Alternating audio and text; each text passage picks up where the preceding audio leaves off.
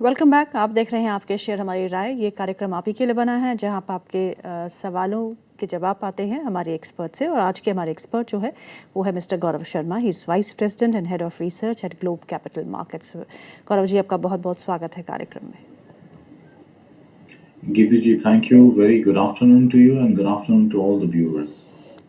Pleasure sir. और Nifty इस बीच 24,400 के ऊपर कामकाज करते हुए डे हाई पे इस समय निफ्टी का इंडेक्स कामकाज कर रहा है। वहीं अगर बैंक निफ्टी में देखें तो थोड़ी बहुत रिकवरी है, लेकिन अभी भी अच्छे से पार्टिसिपेट नहीं कर रहा है बैंक निफ्टी। तो आज निफ्टी को सहारा क्या कौन दे रहा है? बजाज ट्विंस, बजाज फाइनेंस के नतीजे जो हमने पहले ही बात की काफ़ी अच्छे रहे, उसके बाद एक अच्छा रुझान है। The stock is up nearly 8% now. So यहाँ पे एक अच्छा मोमेंटम है। बजाज फिनसर्व जिसके नतीजे आज है, स्टॉक में 6% का इजाफा देखने को मिल रहा है। महिंद्रा एंड महिंद्रा 5% ऊपर नतीजों के बाद एक अच्छा मोमेंटम। अडानी पोर्ट्स 2% ऊपर आ चुका है। अडानी ग्रुप के स्टॉक्स को दिखाइएगा एक बार, वहाँ एकाएक जो है मोमेंटम देखने को मिल रहा है। Adani Ports, Adani Green, Adani Enterprises, इन सब स्टॉक्स में जो है एक रुझान सा इस समय देखने को मिल रहा है। अडानी ग्रीन भी दिखाइएगा, अडानी पावर भी दिखाइएगा। इन सब स्टॉक्स में डे हाई पे सब स्टॉक्स देखिए आप स्क्रीन पे हैं, एकाएक जो है वो तेज़ी इन स्टॉक्स में देखने को मिल रही है। So Gaurav sir, how comfortable are you in markets right now? क्योंकि हम उसी लेवल पे पहुंच गए हैं जहां से हमने फिर एक यू टर्न मारा था, फिर वहां से हम फिर उभर के आए हैं वहां पे।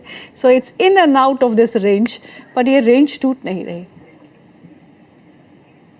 Geetu ji rightly pointed out that Nifty index इसी रेंज में घूम रहा है। 24,400, 24,600 ये हायर लेवल पे एक रेजिस्टेंस बनता है बाजार के लिए। बहुत ज्यादा इंपॉर्टेंट हो गया। अगर कोई मीनिंगफुल अपमूव बाजार के अंदर आना है तो it is very important that Nifty index closes ऊपर 24,500 लेवल्स डिसाइसिवली ब्रेक करेगा। देयर आफ्टर ही एक further move towards 25 and 25,200 odd levels is possible, otherwise it will once again fizzle out. Okay. आज का दिन बहुत ज्यादा इंपॉर्टेंट इसलिए भी है क्योंकि आज चौथा दिन, ये चौथा क्यों, I think sixth consecutive day है जब बाजार हरे निशान ग्रीन में ट्रेड कर रहा है। और अगर आज बाजार इस चीज में कामयाब हो जाता है तो ये पूरे सप्ताह की एक तेजी बन जाएगी, लगभग 0.3% की for Nifty index. Thereafter फिर हम अपेक्षा कर सकते हैं कि नेक्स्ट वीक के अंदर निफ्टी इंडेक्स एक फ्रेश ब्रेकआउट दे और फर्दर इस रेंज से बाहर निकलने की कोशिश करे। हेडविंड्स कई अभी भी बरकरार हैं, जिसके चलते जो निफ्टी के मेजर कंट्रीब्यूटर हैं बैंक एक्स, वो कहीं ना कहीं अंडर परफॉर्म कर रहा है। बैंक निफ्टी भी एक रेंज में है बट वो मिडिल ऑफ द रेंज में है, वेयर एज निफ्टी इंडेक्स अपने रेंज ब्रेकआउट की कगार पे खड़ा है। बैंक एक्स की तरफ से अगर पार्टिसिपेशन मिल जाता है तो एक फर्दर अपमूव की गुंजाइश बन जाएगी। नॉर्मली हमने देखा है अगर जिस दिन बैंक पार्टिसिपेट नहीं करते तो वहां से आईटी से पार्टिसिपेशन आके कहीं ना कहीं बात बन जाती है। आज वो चीज विपरीत है। बैंक्स अंडर परफॉर्म कर रहे हैं, साथ ही साथ में आईटी इंडेक्स के अंदर भी अंडर परफॉर्मेंस है, बट निचले स्तरों से बाइंग इंटरेस्ट क्लियरली विजिबल है। So again we have brighter hopes कि आज के दिन की समाप्ति आते आते हम और ऊंचाइयों और ऊपरी स्तरों पे जाके बंद कर पाए बाजार को। अगर मैं आपसे पूछूं गौरव सर कि आज निफ्टी की 50 स्टॉक्स में बेस्ट प्लेस स्टॉक कौन सा लग रहा है आपको, और आपको लगता है कि ये कंसिस्टेंटली परफॉर्म करेगा based on earnings, based on momentum? एक शेयर का जिक्र आपने अभी किया, महिंद्रा एंड महिंद्रा। जिस प्रकार से नतीजे आए हम उसे कॉन्टिन्यूसली ट्रैक कर रहे हैं, हर मंथ के उसके मंथली सेल्स फिगर्स को देख रहे हैं। जिस प्रकार से ईवी में पेनिट्रेट कर रही है ये कंपनी, उस पॉइंट ऑफ व्यू से भी बहुत अच्छा परफॉर्मेंस चल रहा है। सो हम उम्मीद कर रहे हैं कि यहाँ से महिंद्रा एंड महिंद्रा के अंदर एक अच्छी चाल बरकरार रहेगी। कल क्योंकि 1 तारीख के नए महीने की शुरुआत है तो सायं से हमें ऑटो सेल्स फिगर्स आने शुरू हो जाएंगे and we would see the reaction coming in on Monday itself. तो महिंद्रा एंड महिंद्रा से हमें अभी भी उम्मीद है उत्साहजनक नंबर्स पोस्ट करेंगे मंथली सेल्स फिगर्स के, और वी एक्सपेक्ट कि एक अच्छी गिरावट इसके अंदर आ चुकी है। उसके बाद हमने कंसोलिडेशन देखा और अब एक फ्रेश राउंड ऑफ बाइंग नजर आ रही है स्टॉक के अंदर। प्रीवियस हाइज 3800 के करीब थे तो वहां से भी अभी लगभग 400 पॉइंट यानी कि 10% से ज्यादा नीचे ट्रेड कर रहा है ये स्टॉक। चलिए अब सवाल जवाब का सिलसिला शुरू करते हैं। हमारे फर्स्ट व्यूअर जो है वो है अथर्व बनर्जी। वो पूछते हैं एसआरएफ के बारे में। एसआरएफ 2900 पे उन्होंने ख़रीदा है। उनके पास आधार हाउसिंग फाइनेंस भी है जो उन्होंने 530 के भाव पे ख़रीदा है। इन दोनों ही स्टॉक्स पे क्या ट्रेंड भी पूछ रहे हैं आपसे और टारगेट भी पूछ रहे हैं शॉर्ट टू मीडियम टर्म के लिए। गीतू जी, शॉर्ट टर्म पर्सपेक्टिव से अगर मैं बात करूं तो एसआरएफ मुझे बहुत ज्यादा उत्साहजनक नहीं लग रहा है। जिस प्रकार से अर्निंग्स के बाद इसने क्लियर कट एक डिप दिखाया, वो थोड़ा सा पूरी की पूरी जो एक स्टॉक के चार्ट फ्रंट पे बोले ट्रेजेक्ट्री बनी हुई थी उसे स्पॉइल कर दिया है। गोइंग फॉरवर्ड अगर ये 2550 लेवल के नीचे स्लिप करता है तो फर्दर स्लाइड एक्सटेंड होती हुई दिखाई देगी टुवर्ड्स 2400 लेवल्स पे। लेकिन अगर मैं रिजल्ट्स की बात करूं तो कंपनी ने बहुत अच्छे नतीजे पोस्ट किए हैं हर फ्रंट के ऊपर। Top line growth is good, अपनी एक अच्छी मार्जिन इंटैक्ट कर रहा है, वो भी इंक्लाइनिंग है। प्रॉफिट फ्रंट पे भी अच्छी ग्रोथ दिखाई है। I just fail to understand उसके बाद बाजार ने इस प्रकार का क्यों रिएक्ट किया। देयरफॉर मैं होल्ड की सलाह दूंगा फिलहाल उन्हें। हो सकता है कुछ समय और अंडर परफॉर्म कर जाए ये stock, but from a medium to longer term perspective इसके अंदर बॉयंसी आ जानी चाहिए क्योंकि निरंतर अपटेक क्वार्टर ऑन क्वार्टर पे रिजल्ट्स अच्छे दे रहा है। कहीं ना कहीं सम और the other way market has to value the numbers and give it a proper justice to it. दूसरा, आधार हाउसिंग फाइनेंस के बारे में भी व्यूअर जानना चाहते हैं जी।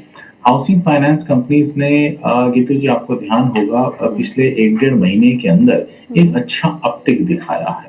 मैं उम्मीद कर रहा था लेटर हाफ में आएगा ये मूव, लेकिन ईरान वॉर के थमने के साथ साथ रेट हाइक की जो कुछ अटकलें लगाई जा रही थी वो कहीं ना कहीं फेड आउट हो गई।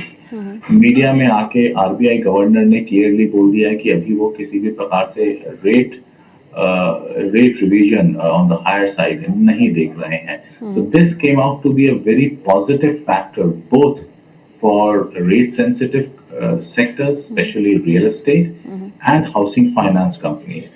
Letter half of the year के जो लॉजिक्स हम प्लेस आउट कर रहे थे वो अभी भी बरकरार हैं। ये जो हेडविंड्स हमें नजर आ रही हैं ग्रेजुअली ये फेड आउट होते हुए नजर आएंगे और आने वाले 1-2 महीनों में और स्थिति सुधरती हुई नजर आएगी on the economic front.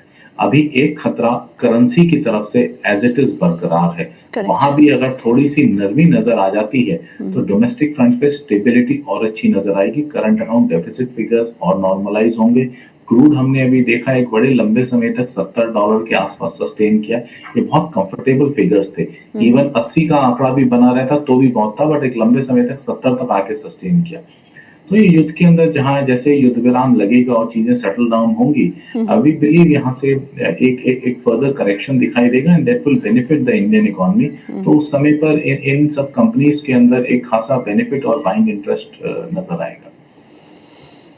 Okay, चलिए अगला सवाल लेते हैं। अगला सवाल अनुज सिंह का है। अनुज सिंह पूछते हैं इंडो एमआईएम इनको आईपीओ में अलॉट हुए हैं, अभी हाल ही में लिस्ट हुआ है stock last week only, I think this week only.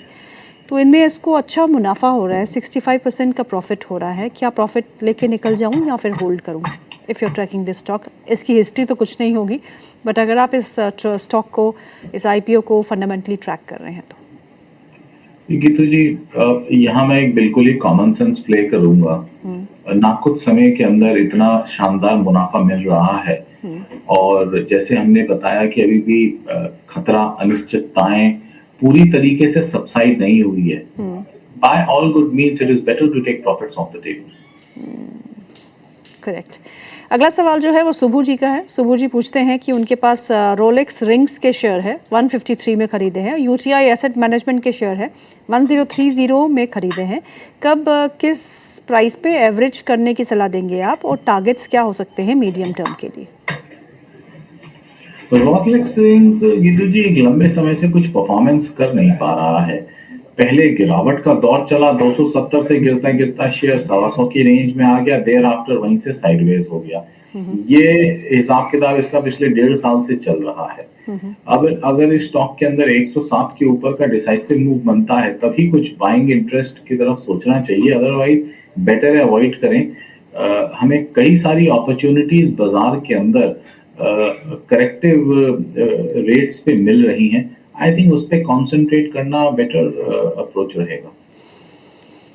Okay, and UTI Asset Management? Just a second, इसे स्विच ओवर करें, अगर नहीं है तो अवॉइड कीजिए, है तो इससे एग्जिट करके आप समथिंग लाइक निपॉन इंडिया की तरफ कंसिडर कर सकते हैं। एसबीआई लिस्ट हुआ है, उसे देख सकते हैं एएमसी स्पेस में। HDFC AMC is also fine. ये स्टॉक के अंदर परफॉर्मेंस नहीं निकल रही है यूटीआई एएमसी में, तो अभी चाहे तो इसे अवॉइड करें। दूसरे जो परफॉर्मिंग स्टॉक्स हैं, जो थोड़े ठीक बेटर प्लेस्ड हैं, उनकी तरफ ध्यान दें। ओके, अगला सवाल जो है राजू कुमार प्रसाद जी का है। वो पूछते हैं, उनके पास एचडीएफसी लाइफ के स्टॉक्स है, शेयर्स हैं, 550 पे बाय प्राइस है, लॉन्ग टर्म का व्यू रखते हैं, क्वांटिटी 1000 है, तो पैसा तो लगा हुआ है, लेकिन ये एचडीएफसी लाइफ चलता क्यों नहीं? चला था, फिजल आउट हो गया, लेकिन अब मोमेंटम बिल्कुल नहीं पकड़ रहा। It's like lying dead.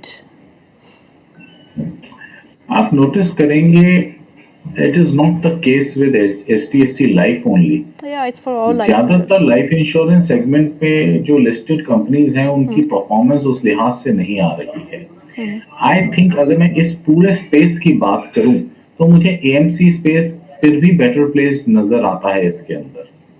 तो स्विच ओवर की सलाह रहेगी। जो एएमसी पे अभी हमने पिछले क्वेरी में जवाब दिया है, उन पे आप कंसंट्रेट करें, उन स्टॉक्स के ऊपर, और एनबीएफसीज भी आप देख सकते हैं। ओके, अगला सवाल है। अगला सवाल जो है वो लेते हैं राजू जी का। अच्छा नहीं, उनका हम सवाल ले चुके हैं। आरती जैन का सवाल है। अगला सवाल कहते हैं कि फ्रेश इन्वेस्टमेंट संवर्धना मदरसन में किन लेवल्स पे करनी चाहिए, एंट्री पॉइंट क्या होना चाहिए और टारगेट मन में क्या रखना चाहिए, say for a period of 6 months to 1 year? Firstly sector चुनाव सही है आरती जी का। We are bullish on the auto ancillary space. OEM replacement demand अब यहाँ से पिकअप होती हुई नजर आएगी। निरंतर जिस प्रकार के ऑटो सेल्स नतीजे कंपनीज पोस्ट कर रही हैं, रिजल्ट्स कंपनीज पोस्ट कर रही हैं ऑटो सेगमेंट की, वो क्लियरली बता रहे हैं कि अब replacement demand will pick in. Therefore share का चुनाव भी उनका सही है। मदरसन सुन्नी लीडिंग प्लेयर है इस पर्टिकुलर सेगमेंट का। 6 महीने के हिसाब से मैं उम्मीद कर रहा हूँ यहाँ से बहुत आराम से हमें 20% का एक नंबर जरूर मिलना चाहिए। Therefore somewhere close to 180 odd levels possible है इसके अंदर।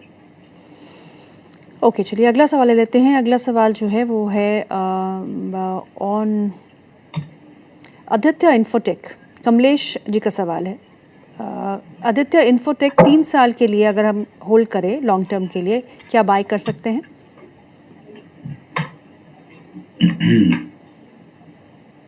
ओके, पहली चीज, valuations are way too expensive for this company. See continuously company perform अच्छा कर रही है, तो as of now investment grade नजर आ रहा है, but 3 years being a very long time, regularly review करना चाहिए। फिलहाल मैं इन्वेस्टमेंट की सलाह दूंगा इस स्टॉक के ऊपर। आप निवेश के लिए कंसिडर कर सकते हैं लंबी अवधि के लिए, बट कॉन्टिन्यूसली इस चीज को आप इनके नतीजों को मॉनिटर करते रहें, तभी उस चीज में प्ले आउट होगा। ऐसा ना हो कि आप 3 साल का सोच के बैठे रहें और तब तक कहानी पलट जाए। करेक्ट। अगला सवाल जो है वो है ओके, अंकुर मोदी। अंकुर मोदी जी पूछते हैं, hello sir, is it possible to create wealth from markets in a decade और 10 years if we don't sell our portfolio and keep on holding with patience and courage in panic too? Is it really possible to do so? Sometimes uncertainty और जब ऐसा समय हो